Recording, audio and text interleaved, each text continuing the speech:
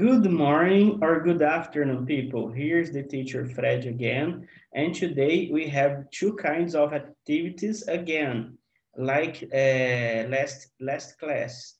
We have a grammar activity and we have a reading activity, right?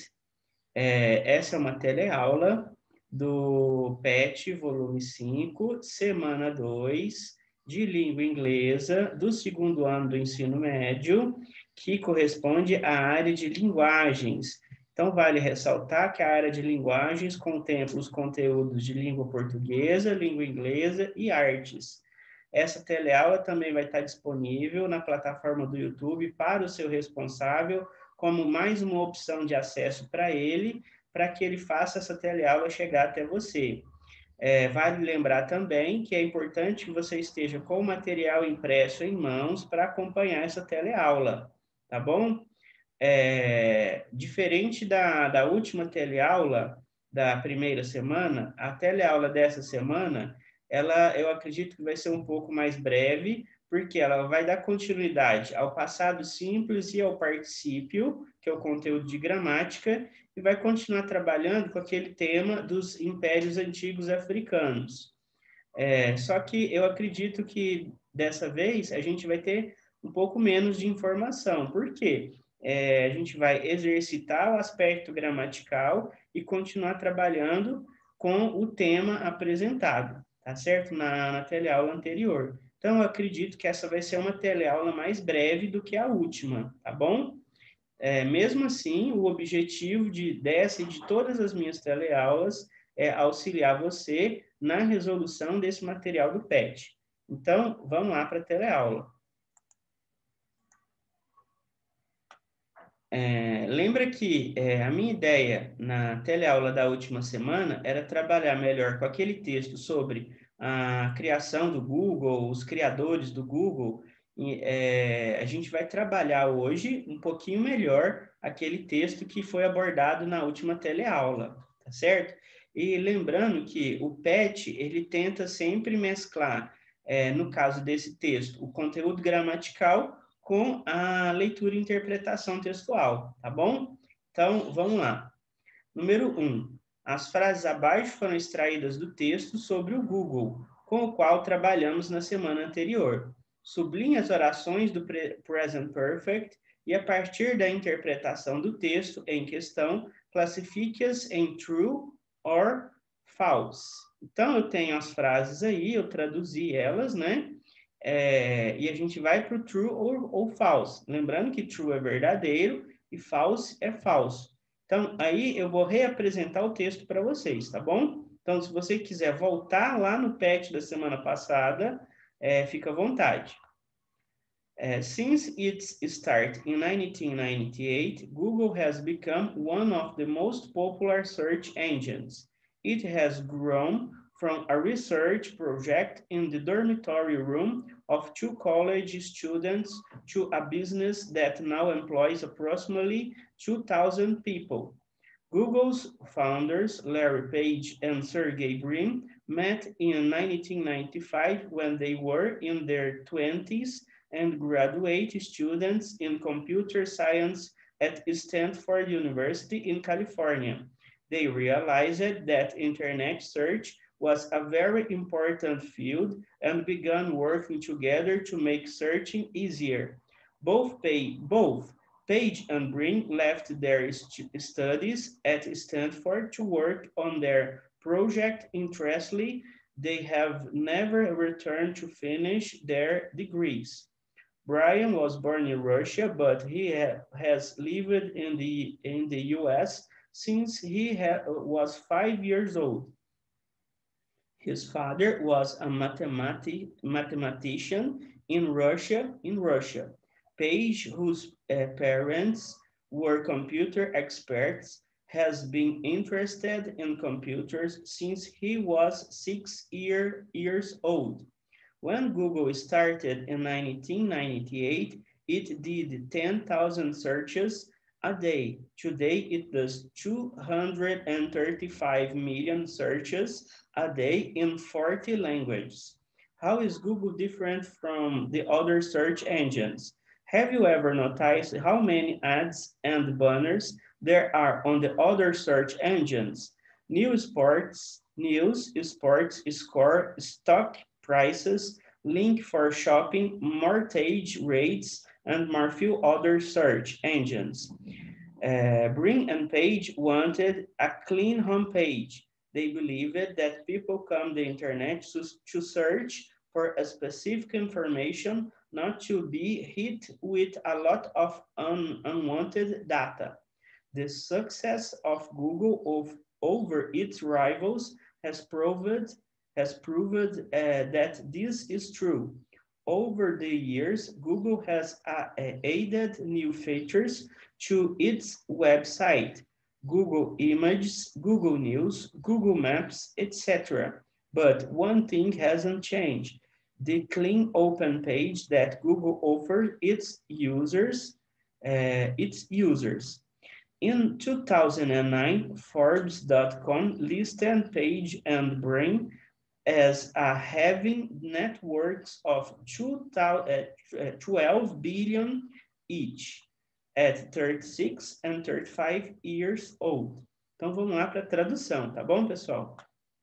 Lembrando que eu sempre faço a leitura em inglês como maneira de você já ir se habituando com a linguagem, tá bom? Então, mas vamos para a tradução. Eu já expliquei isso na última teleaula, né? Então, vamos para a tradução. Desde seu início em 1998, o Google se tornou um dos motores de busca ou ferramenta de busca, né? A gente pode traduzir, mais populares. Ele cresceu de um projeto de pesquisa no dormitório de uma empresa de 2 estudantes universitários que agora emprega aproximadamente 20 mil pessoas.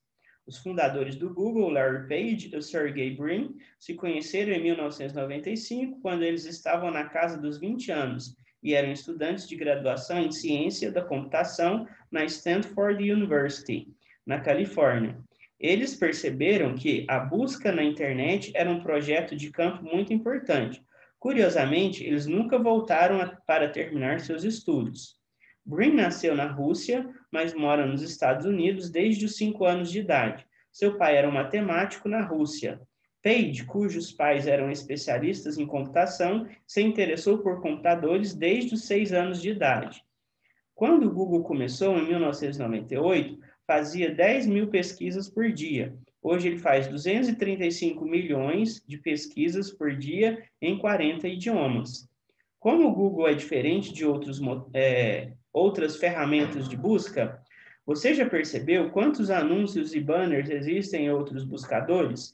Notícias de esportes, preços de ações, links para as compras, taxas de hipotecas e muito mais preenchem outros mecanismos de pesquisa. Brin e Page queriam uma página inicial limpa. Eles acreditavam que as pessoas acessam a internet em busca de informações específicas, não para serem atingidas por uma grande quantidade de dados indesejados. O sucesso do Google sobre seus rivais mostra que isso é verdade. Ao longo dos anos, o Google adicionou novos recursos ao seu site: Google Imagens, Google Notícias, Google Maps, etc. Mas uma coisa não mudou: a página de abertura limpa que o Google oferece aos usuários. Em 2009, a Forbes.com listou Page e Brin como tendo patrimônios líquidos de 12 bilhões de dólares cada, aos 36 e 35 anos de idade. Então, vamos para o exercício proposto, né? Vamos responder. Então, a gente tem: Google has grown over the years. Google cresceu ao longo dos anos. Isso é verdade, né, pessoal? Letra B. Sergey Brin has lived in the US all his life. Sergey Brin viveu nos Estados Unidos toda a sua vida. Não, ele nasceu na Rússia, né? Então, letra F, é falso, né? Larry Page and Sergey Brin have known each other since they were children. Larry Page e Sergey Brin se conheceram desde criança. Não, é falso. Eles se conheceram na faculdade, tá certo? Larry Page has been interested in computers since he was a child. Larry Page se interessa por computadores desde criança, desde que ele tinha 6 anos de idade. Então, ela é verdadeira. Brin and Page have returned to college to finish their degrees. Isso é falso, né? Que o Brian Page voltaram para a faculdade para terminar seus estudos. Não, eles fundaram o Google e saíram da faculdade. Nunca terminaram os estudos, tá bom? Não é um bom exemplo, tá bom, pessoal? Então, essa aí, letra E, é falsa. Letra F, Brian and Page have become rich. Quer dizer, Brian e Page ficaram ricos. Essa daí é verdadeira. Tudo bem? Então, ó, ficou true, false, false, true, false e true. Ok? Vamos continuar. Atividade número 2. Você já comeu pipoca com limão? E durante um passeio, você já esqueceu de carregar o celular e perdeu várias selfies legais? O present perfect também é usado para narrar experiências individuais, como na frase I have never had popcorn with lemon, but I have eaten popcorn with vinegar. Ok? Quer dizer, eu nunca comi pipoca com limão, mas eu já comi pipoca com vinagre, né? De maneira semelhante, escreva experiências que você já teve nas situações abaixo. Use o present perfect.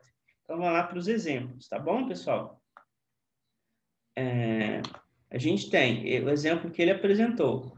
Name a machine you've never used. I've never used a fax machine, but I've used a sewing machine. Nunca usei uma máquina de fax, mas usei uma máquina de costura. Letra A. Name a movie you've never seen. I never watched a horror movie, but I watched science fiction. Nunca assisti um filme de terror, mas assisti ficção científica. Name a food you have never liked. I never liked to eat pequi, but I always like to eat jiló. Nunca gostei de comer pequi, mas sempre gostei de comer jiló. Name a subject you've never studied. I never studied Spanish, but I studied French a little. Continuando. Nunca estudei espanhol, mas eu já estudei um pouco de francês. Próxima. Name a city you've never visited. I never visit New York, but I visit Rio de Janeiro at once. Eu nunca visitei Nova York, mas já visitei o Rio de Janeiro uma vez. Letter E. Name a sport you've never played. I never played golf, but I used to play tennis once a week for 10 years. Eu nunca joguei golfe, mas eu costumava jogar tênis uma vez por semana. Name a food you've never tasted. I never tasted buchada de bode, but I ate lobster once. Eu nunca comi buchada de bode, mas comi lagosta uma vez. Atividade número 3. Leia a parte 2 do texto da semana 1. Qual é o reino apresentado? Então, na aula 1, qual que era o reino? O reino apresentado era o reino de Kush. Ok? Continuando, a gente tem The Land of Punt. Few African civilizations are as mysterious as Punt. Historical accounts of the kingdom date to around 2500 BC, when it appears in Egyptian records as a land of gods, rich in ebony, gold, myrrh, and exotic animals such as apes and leopards.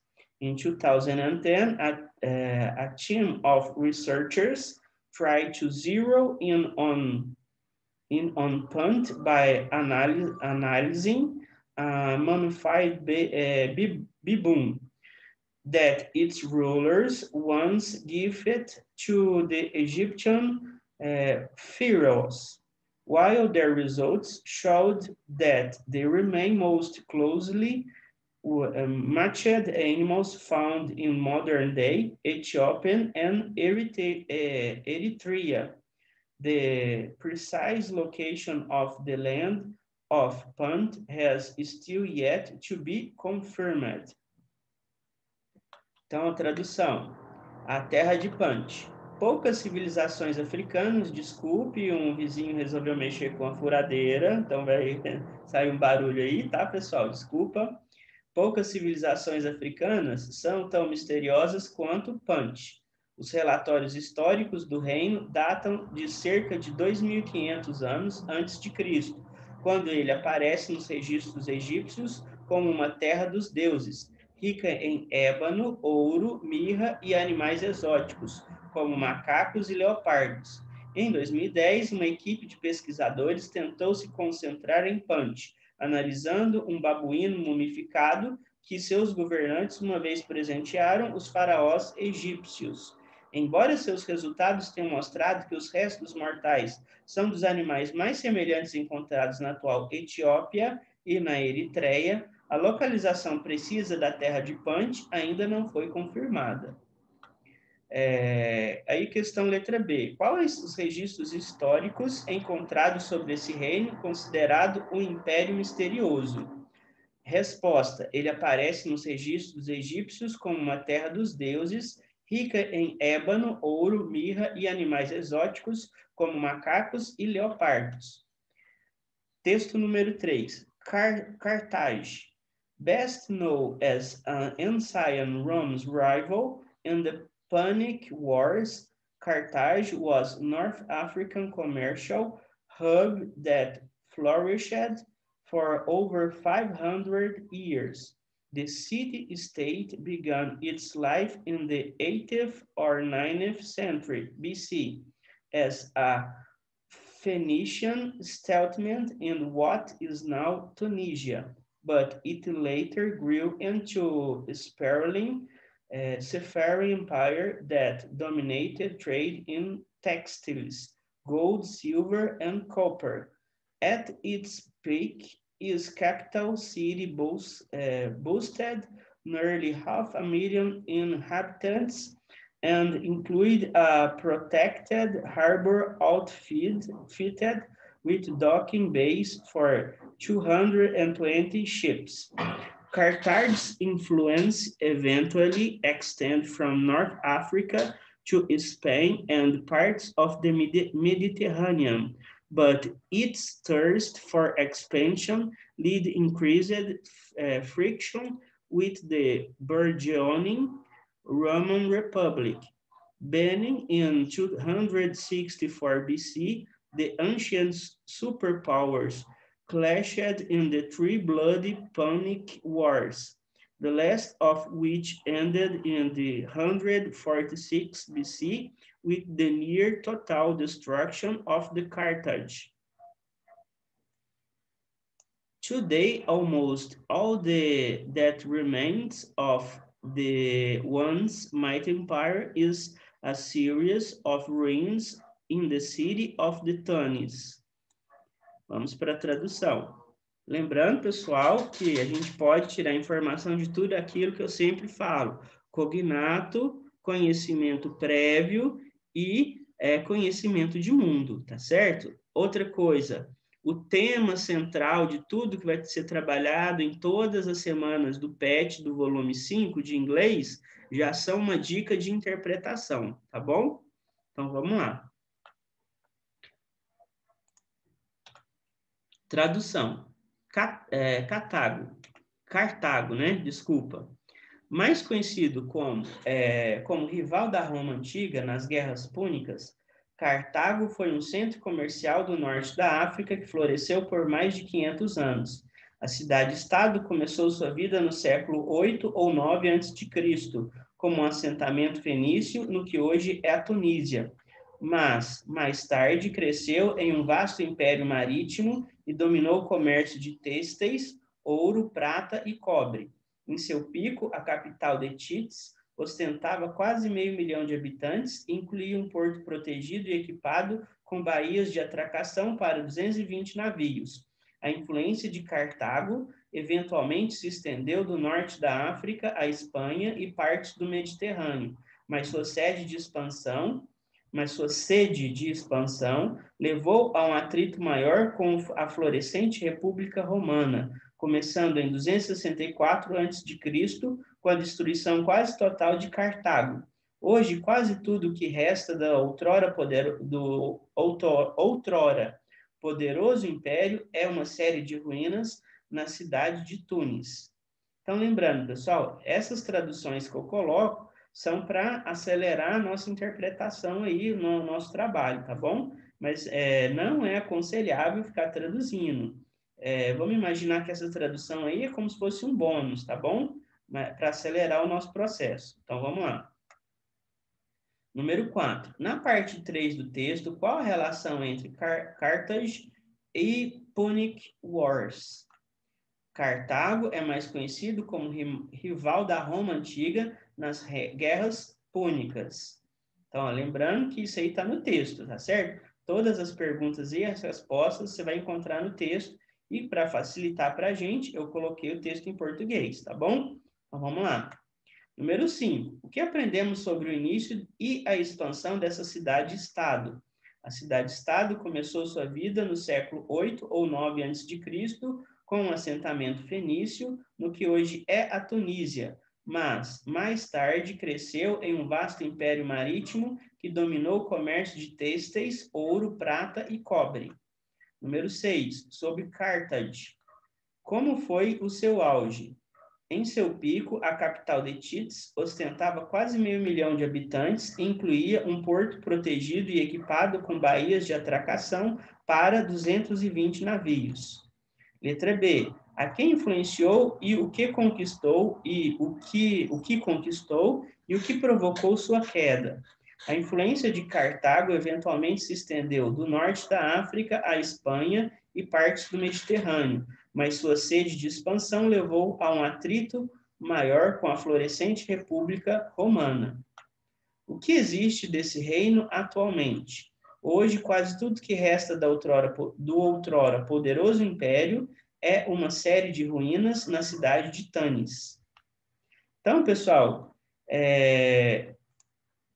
essa teleaula teve um pouquinho menos de informação do que a última, tá certo? Da primeira semana, essa da segunda semana, mas também teve informações importantes, tá bom? Eu espero que essa teleaula também atinja o objetivo dela, assim como todas as outras teleaulas que eu já enviei, que é ajudar vocês a resolver o material do PET, tá bom? Eu espero que vocês estejam tendo bons estudos, que vocês fiquem com Deus e até a próxima teleaula.